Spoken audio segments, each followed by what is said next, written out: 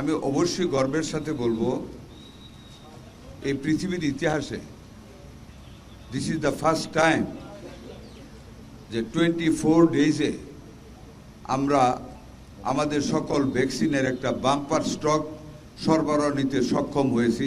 এটা একটা record as per who and UNICEF people, আমরা সেটা করতে সক্ষম হয়েছি। আজকে আমরা আমাদের স্বাস্থ্য মন্ত্রণালয়ের সচিব, আমাদের মাননীয় প্রধানমন্ত্রীর সহকারী উপদেষ্টা স্বাস্থ্য বিষয়ক ডক্টর জিয়া হায়দার, আমাদের ডিজি হেলথ, অন্যান্য কর্মকর্তা সহ আমরা এইমাত্র কার্গো থেকে আমাদের টোটাল যে লটটা আমরা রিসিভ করেছি হাম ভ্যাকসিনের 15 লাখ ডোজ, আমরা 1 ফর ইচ পারসন 15 লক্ষ ডোজ আমরা একসাথে এইমাত্র রিসিভ করলাম। সাথে আরও রিসিভ করলাম আমরা 90,000 টিডি, টিটেনাস অ্যান্ড ডিপথেরিয়ার ভ্যাকসিন আমরা একসাথে রিসিভ করলাম এইমাত্র। ইনশাল্লাহ এই যে শুরু হয়েছে, এখন আমাদের প্রত্যেক সপ্তাহে একটার পর একটা ডেলিভারি আসবে। আগামী 10 মে আমরা 1,08,00,000 dose MR, TD, BCG, TCB, BOPB and penta vaccine দেশে পৌঁছবে এবং সরবরাহ ব্যবস্থা সম্পন্ন হবে। সেপ্টেম্বর 2026 সালের মধ্যে সম্পূর্ণ ভ্যাকসিন সরবরাহ সম্পূর্ণ করার পরিকল্পনা আমাদের রয়েছে এবং হবে, এবং that will create a buffer stock at our hand.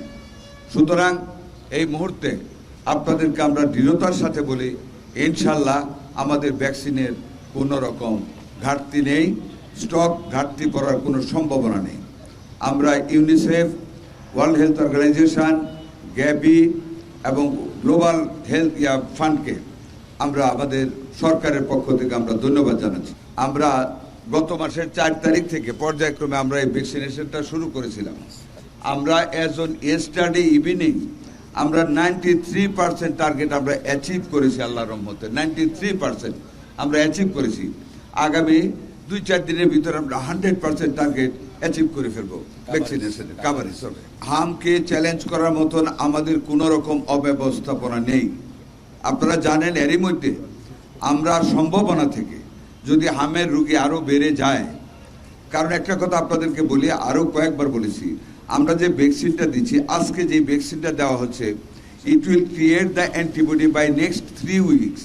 3 সপ্তাহ সময় লাগে, 3 থেকে 4 সপ্তাহ অ্যান্টিবডি ক্রিয়েট হতে। কাজে হাম টিকাটা আজকে দিলে আজকে কিন্তু রুদ্ধ হবে না। আপনারা জানেন আমাদের সামনে ডেঙ্গুরও একটা প্রভাব আছে, আগাম একটা ইঙ্গিত পাচ্ছি।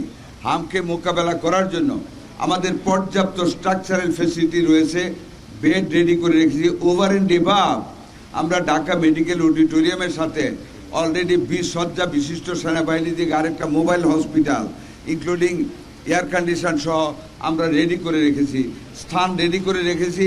এরপরেও যদি কোনো প্রয়োজন পড়ে আমরা ওভার দ্য নাইট আরও যে কোনো রকম মোবাইল হসপিটাল আমরা প্রস্তুত করতে পারবো।